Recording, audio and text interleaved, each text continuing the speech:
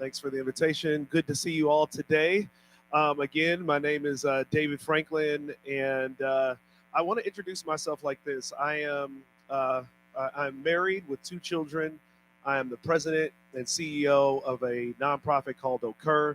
I'm pastor of a new church coming to Oakland called Incredible Church, and I also have an earned PhD. Earned PhD. Come on and say amen for that. And I am also the son of an alcoholic.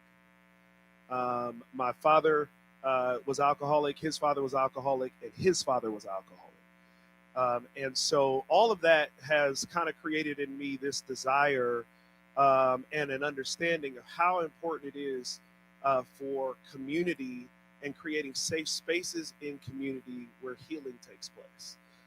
I am convinced that you can have great programming, but if it's not a safe space, then healing doesn't occur. But when it is a safe space, when people feel like they can trust those who have created the space, then real healing takes place. And that was the case for my father. He unlike much like rather his father and his grandfather struggled with addiction. He struggled with addiction. Started working at UPS in the truck, driving and delivering packages, but quickly began to rise up the ranks of the UPS ladder, became manager, then went on to be vice president. And there were a little too many wine lunches and after hours, happy hours. And so in that process, he became addicted to alcohol, lost his job, went on a number of binges.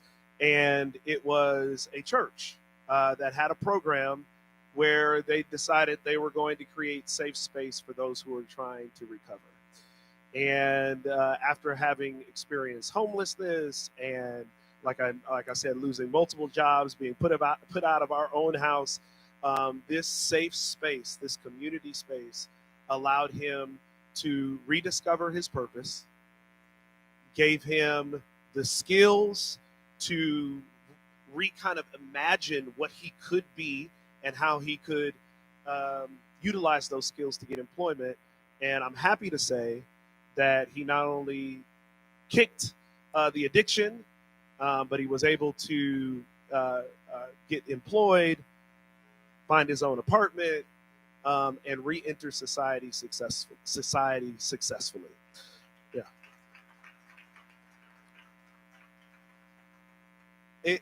In as much as I cheer that, it's still a little bit of a hard story for me to tell, because when I was only 6 years old, even after coming out of that lifestyle, my father passed away of his third massive heart attack.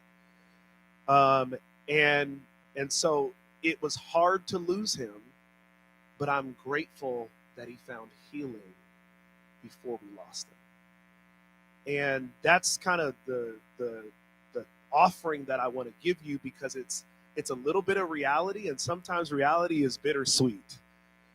Sometimes there's a part of the story that we can, celebrate, and there's another part of the story that's not as pretty. But here's what I think as I think about my work in Oakland as a pastor and as a nonprofit leader. Here's the thing that just kind of sticks out to me, is that there's a part that we all play to make this world a better place.